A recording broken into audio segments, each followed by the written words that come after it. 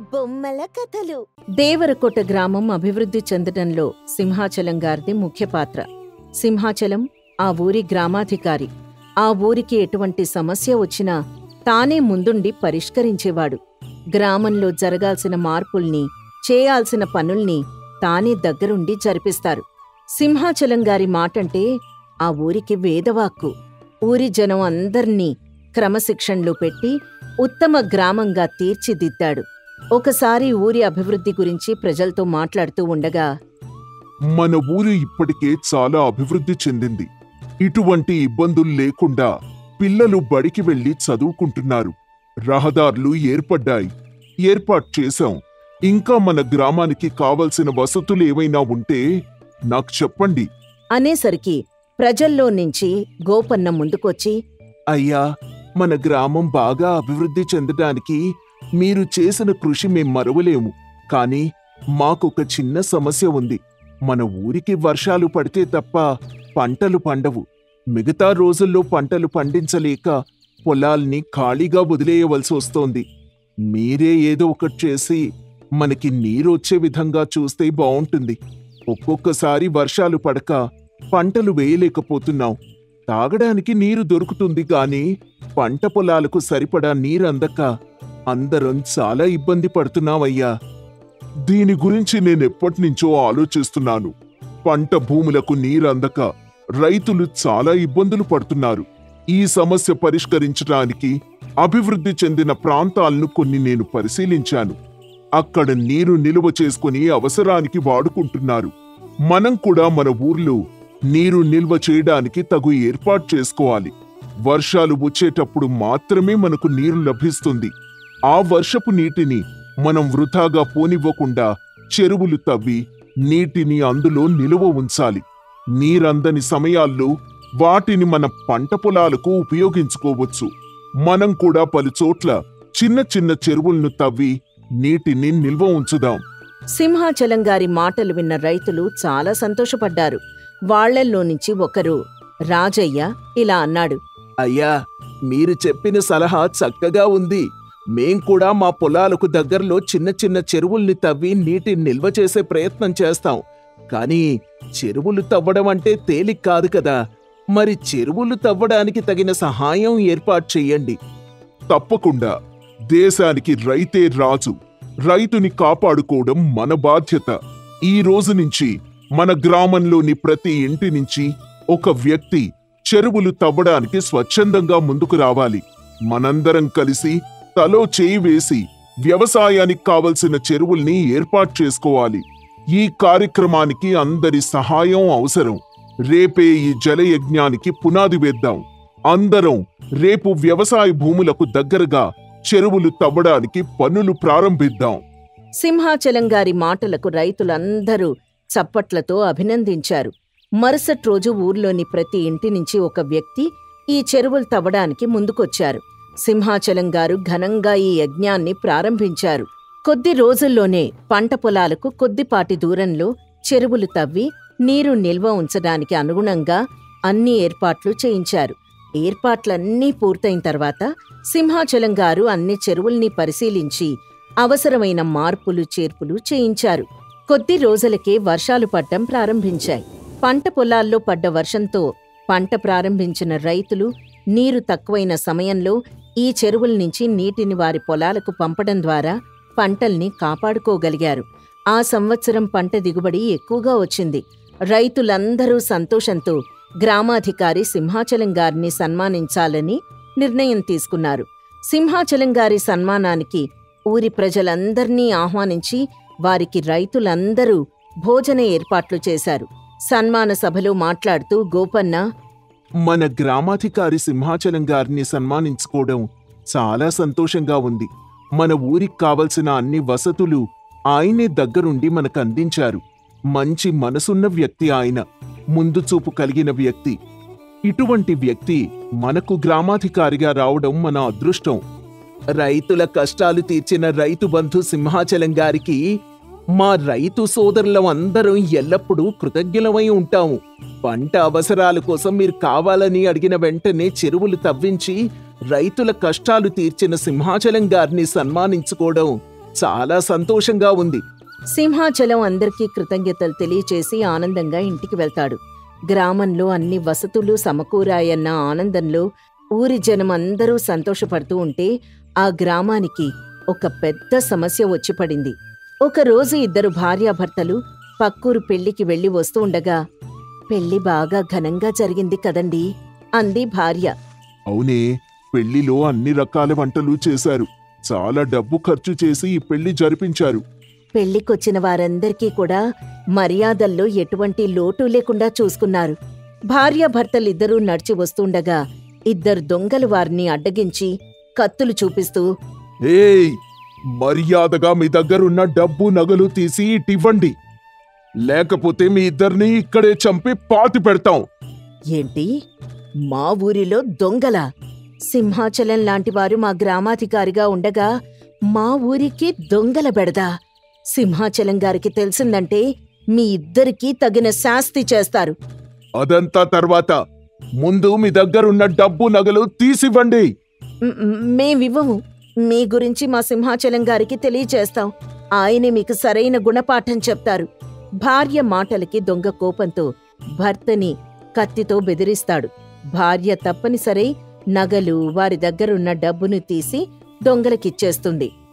ఏంటే, మీ ఊరి గ్రామాధికారి సింహాచలం మా అంతు చూస్తాడా? దమ్ముంటే రమ్మను, వాడికి కూడా ఇదే శాస్తి చేస్తాం అని భార్యాభర్తలిద్దరినీ కొట్టి అక్కడి నుంచి వెళ్ళిపోతారు ఆ దొంగలు. అదే రోజు మరోవైపు ఇద్దరు ఆడవాళ్లు నడిచి వస్తూ ఉండగా ఇద్దరు దొంగలు అడ్డగించి వాళ్ల దగ్గరున్న డబ్బు నగలు కాజేస్తారు. మరుసటి రోజు గ్రామంలో సభ ఏర్పాటు చేస్తారు.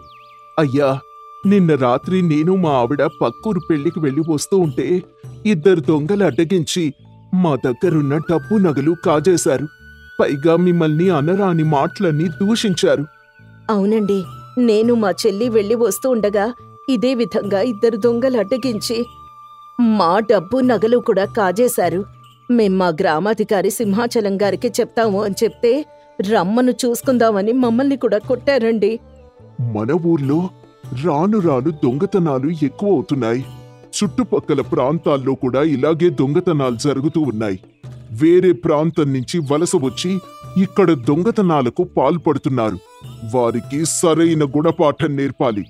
దానికి మనందరం సిద్ధంగా ఉండాలి. అయ్యా, వారిని పట్టుకోవడం ఎలా?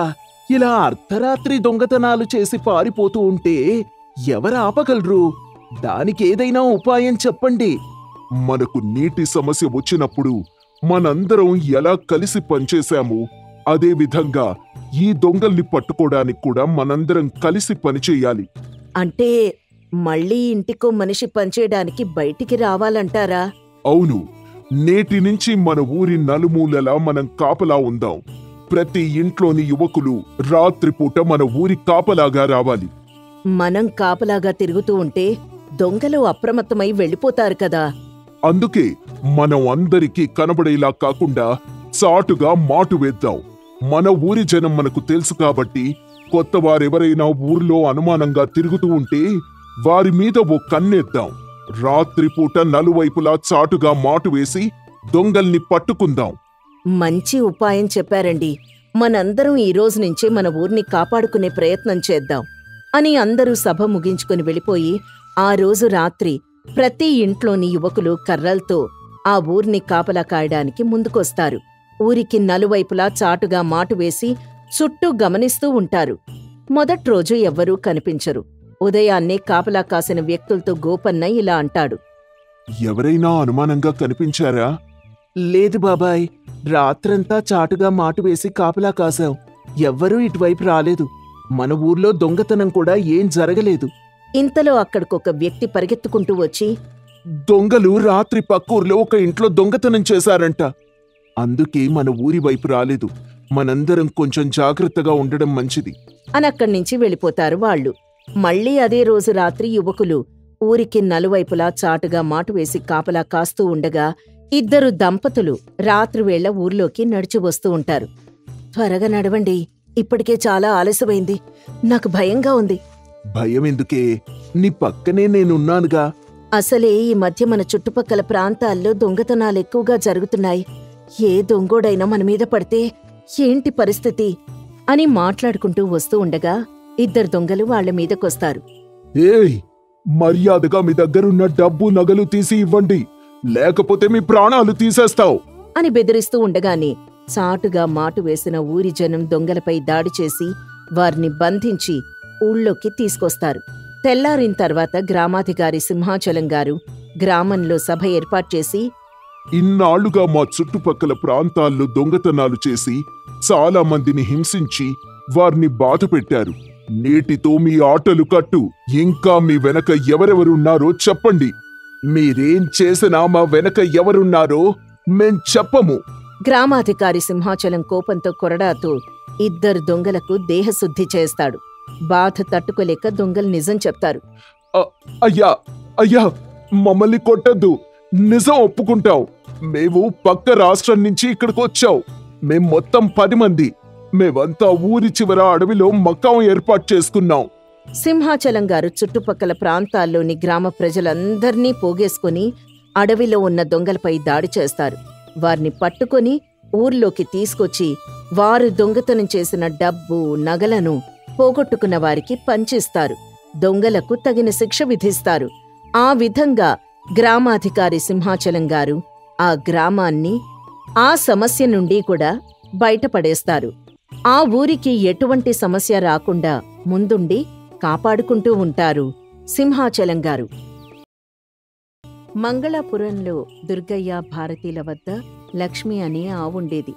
లక్ష్మి వారికే కాకుండా ఆ ఊరు మొత్తానికి ఒక జీవనాధారంలా ఉండేది. ఎవరికే సమస్య వచ్చినా లక్ష్మిని తలుచుకుని ఏ పని మొదలుపెట్టినా సరే అది విజయవంతంగా జరిగేది. అందుకని లక్ష్మంటే ఆ ఊరు మొత్తానికి ఎంతో ప్రేమ, అభిమానం. దుర్గయ్య ప్రతిరోజు లక్ష్మిని పూజించి పాలు తీసి ఊర్లో అమ్మేవాడు. లక్ష్మి పాలు తాగడం వలన అనారోగ్యం తగ్గుతుందని ఆ ఊర్లో జనాల నమ్మకం. అంతేకాకుండా లక్ష్మి ఆ ఊర్లో వారికి మార్గదర్శకంగా కూడా ఉండేది.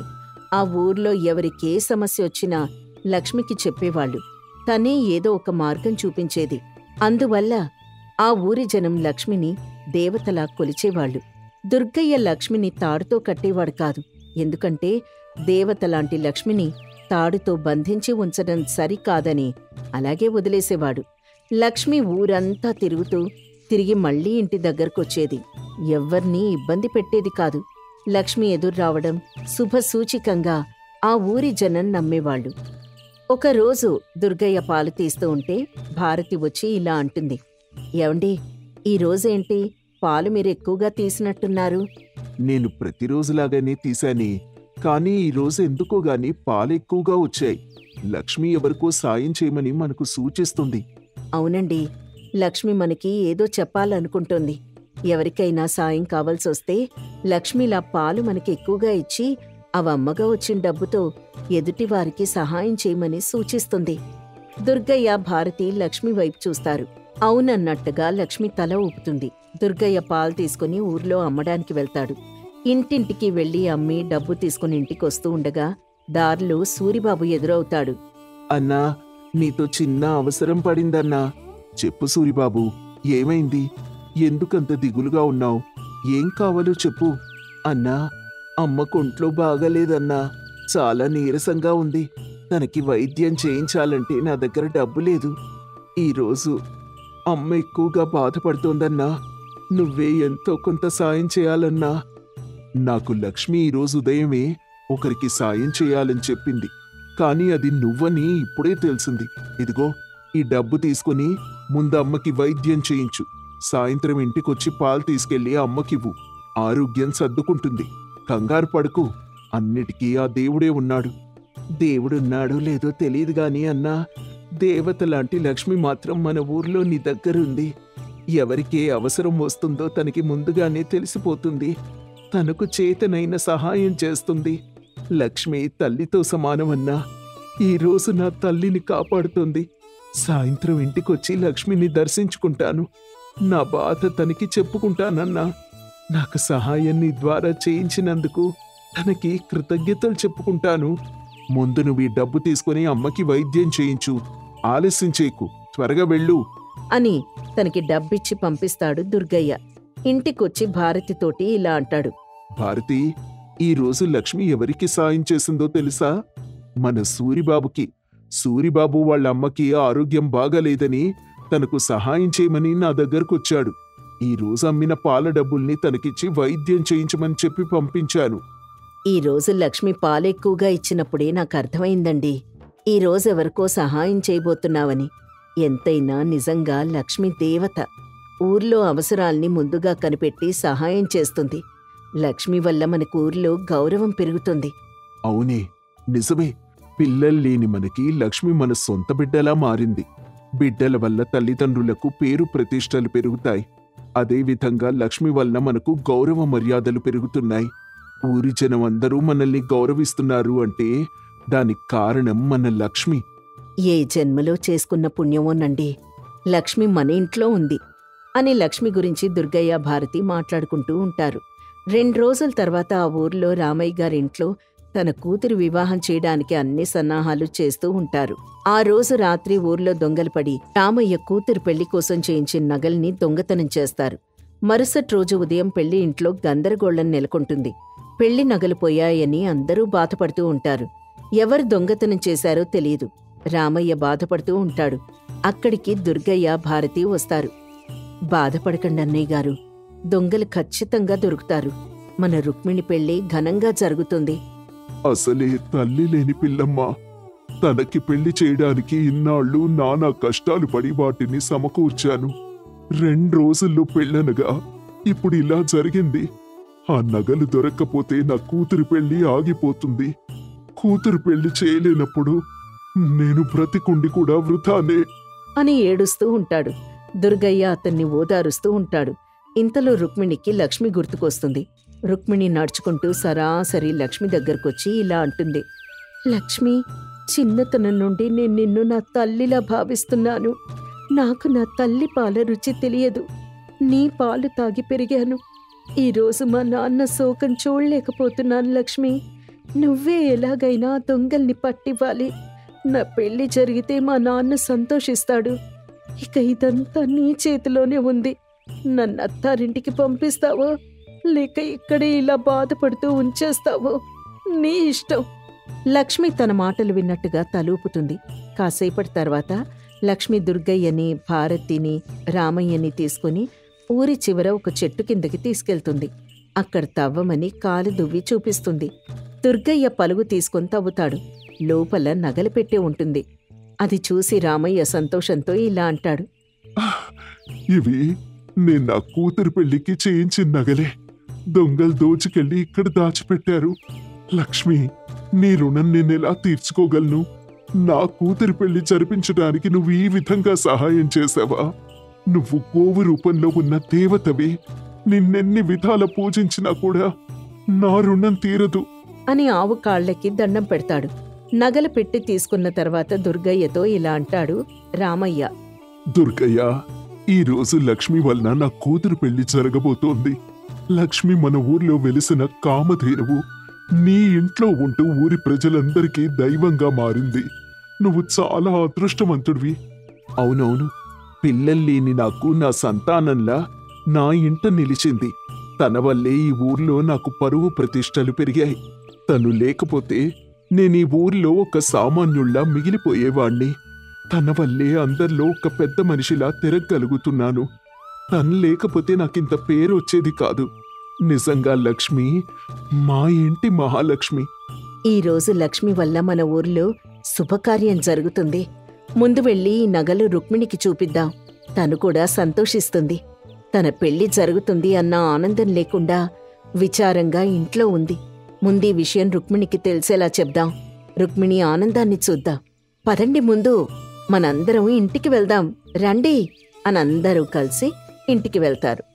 వచ్చిన తర్వాత భారతి రుక్మిణికి నగలు చూపిస్తుంది. ఇవి నా పెళ్లి కోసం మా నాన్న చేయించిన నగలు. మీకెక్కడ దొరికాయి? ఇవి ఊరి చివర చెట్టు కింద మట్టిలో ఎవరో దాచిపెట్టుంచారు. మీ ఇంట్లో దొంగతనం చేసిన దొంగలు వీటిని బయటికి తీసుకెళ్లే ప్రయత్నంలో అక్కడ దాచిపెట్టారమ్మా. ఈ విషయాన్ని మన లక్ష్మి పసిగట్టి మాకు చూపించింది. మేమందరం వెళ్ళి అక్కడి నుంచి ఈ నగలు తీసుకొనొచ్చాం. నేను కాసేపటి క్రితం లక్ష్మికి నా బాధ అంతా చెప్పుకున్నాను. ఎలాగైనా నగలు దొరికి నా పెళ్లి జరిగేలా చూడమని తనకి నా గోడు విన్నవించుకున్నాను. నా తండ్రి బాధను చూడలేకపోతున్నానని లక్ష్మికి నేను చెప్పాను. లక్ష్మి వెంటనే నా బాధను అర్థం చేసుకుని నగలు మనకి దొరికేలా చేసింది. ఇంతకీ లక్ష్మి ఎక్కడుంది అని అందరూ లక్ష్మి దగ్గరికి వెళ్తారు. లక్ష్మి ఇంటి దగ్గర ఉంటుంది. రుక్మిణి పరిగెత్తుకుంటూ లక్ష్మి దగ్గరికెళ్ళి, లక్ష్మి, నిన్ను వేడుకోగానే నా సమస్య తీర్చావా? నీ రుణం నేనెలా తీర్చుకొని చెప్పు. మా ఇంట్లో మళ్ళీ చిరునవ్వులు చిందేలా చేశావు. నువ్వు నిజంగా మా పాలిట దేవతవి. తల్లి, నా ఆపద గట్టెక్కించి నా పరువు ప్రతిష్టలు నిలబెట్టావు. నా కూతురు పెళ్లి జరిగేలా చూశావు.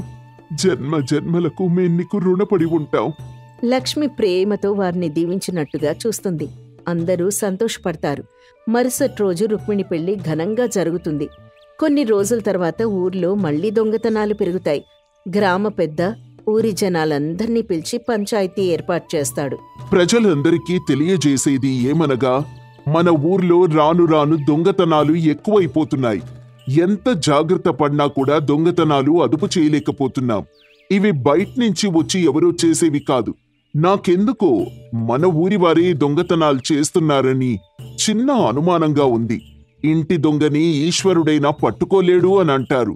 కానీ ఎట్టి పరిస్థితుల్లో ఈ దొంగల్ని పట్టుకొని మనం శిక్షించాలి. దొంగల్ని అదుపు చేయడానికి మీరేమైనా మార్గాలు చెబుతారేమో అని పిలిపించాను. మీరు మీ ఇళ్లల్లో జాగ్రత్తగా ఉండండి. దొంగల్ని ఎలాగైనా పట్టుకొని తీరాల్సిందే. అయ్యా, ఊరందరి సమస్య తీరడానికి నా దగ్గర ఒక ఉపాయం ఉంది. చెప్పు దుర్గయ్య. దొంగల్ని పట్టుకోవడానికి నువ్వు ఏ విధంగా మాకు సహాయం చేస్తావో చెప్పు. నేను కాదయ్యా, మీకు సహాయం చేసేది మా లక్ష్మి. మీ అందరికీ తెలుసు, కొద్ది రోజుల క్రితం రామయ్య కూతురు పెళ్లి కోసం చేయించిన నగలు దొంగలు దొంగతనం చేస్తే వాటిని దొంగలెక్కడ దాచారో మా లక్ష్మి కనిపెట్టింది. అదేవిధంగా ఊర్లో జరిగే దొంగతనాలు అదుపు చేయాలంటే మా లక్ష్మి వల్లే అవుతుంది. నిజమే. ఒకసారి ఈ ప్రయత్నం కూడా చేసి చూద్దాం. లక్ష్మికి మన గోడు వినిపిద్దాం. తను ఏదో విధంగా మనకు సహాయం చేసి దొంగల్ని పట్టించడానికి సహాయపడుతుంది. అలా అనగానే ఊరి జనం కొంతమంది లక్ష్మి దగ్గరికెళ్తారు. ఊరి జనాన్ని చూసి లక్ష్మి బయటకొస్తుంది. లక్ష్మి, మన ఊరి ప్రజలందరికీ నీతో ఒక పెద్ద పని పడింది. నువ్వే ఏదో ఒక విధంగా సహాయం చేయాలి. నిన్ను సహాయం అర్థించడానికి సాక్షాత్తు మన గ్రామ పెద్దే ఇక్కడికొచ్చారు. తల్లి, ఊరి క్షేమం కోసం నిన్ను మనస్ఫూర్తిగా వేడుకుంటున్నాను. మన ఊర్లో దొంగల బెడద ఎక్కువైంది. ఇంతకు ముందు రామయ్య కూతురి పెళ్లి నగలు దొంగతనానికి గురైనప్పుడు వారి కుటుంబాన్ని నువ్వే ఆదుకున్నావు. ఆ నమ్మకంతోనే మళ్లీ నిన్ను వేడుకునేందుకు మేమందరం వచ్చాం. ఎలాగైనా మన ఊర్లో జరుగుతున్న దొంగతనాలను అరికట్టేందుకు ఏదో ఒక విధంగా మాకు సహకరించాలని కోరుకుంటున్నాం. సరే అన్న విధంగా లక్ష్మి తలూపుతుంది. దయగల మా తల్లి కోరిన వెంటనే చేస్తా అని ఒప్పుకుంది. అందరూ లక్ష్మికి నమస్కరించుకుని వెళ్ళిపోతారు. అదే రోజు రాత్రి లక్ష్మి ఊర్లో సంచరిస్తుంది. ఊర్లోని ఇద్దరు వ్యక్తులు ఒక ఇంట్లో దొంగతనం చేసేందుకు ప్రయత్నిస్తూ ఉంటారు. లక్ష్మి వారిని పసిగట్టి వారి వెంట పడుతుంది. వారిని ఎక్కడికి వెళ్లకుండా నివారిస్తూ ఉంటుంది. ఈలోగా తెల్లవారుతుండగా, రేయ్, తెల్లవారిపోయిందిరా. ఇంకా మనం ఇక్కడే ఉంటే ఊరి జనం నిద్ర లేచి మనంతా చూస్తారు. ఎలాగైనా ఆవు నుంచి మనం తప్పించుకొని పారిపోవాలి. అవును రోయ్, జనాలు ఒక్కొక్కరుగా నిద్రలేస్తున్నారు. త్వరగా తప్పించుకొని పారిపోవాలి. అదిగో అక్కడ కర్రలున్నాయి, తీసుకో అని దొంగలిద్దరూ చెరొక్క కర్ర తీసుకుని ఆవుని కొట్టడానికి ఆవు దగ్గరకొస్తారు. ఈలోగా ఊరి జనం నిద్రలేచి దొంగల్ని చూస్తారు. లక్ష్మి దొంగల్ని పట్టించింది అని ఊరి జనం సంతోషపడుతూ ఉండగా ఇద్దరు దొంగలు లక్ష్మిని కర్రలతో కొడతారు. లక్ష్మి బాధతో అంబా అంబా అని అరుస్తుంది. లక్ష్మిని కొట్టేసరికి ఊరి జనం ఆగ్రహం కట్టలు తెంచుకొని అందరూ కలిసి దొంగల్ని చితక్ కొడతారు. కొట్టిన తర్వాత వారిని పంచాయతీలో నిలబెట్టి తగిన శిక్ష విధిస్తారు. దొంగల్ని పట్టించినందుకు గాను గ్రామ పెద్ద లక్ష్మిని అభినందిస్తూ ఇలా అంటారు. తల్లి, మా ఊర్ని దొంగల బెడద నుంచి కాపాడేందుకు నువ్వు చేసిన సాహసానికి మేం సదా రుణపడి ఉంటాం.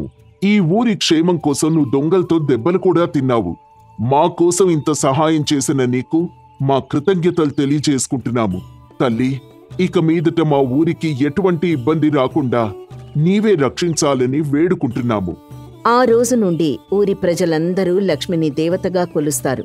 లక్ష్మిని సాకుతున్నందుకు దుర్గయ్య భారతీయులను అభినందిస్తారు. ఆ రోజు నుంచి ఆ ఊర్ని రక్షించే దయగల ఆవుగా లక్ష్మిని పూజిస్తూ ఉంటారు.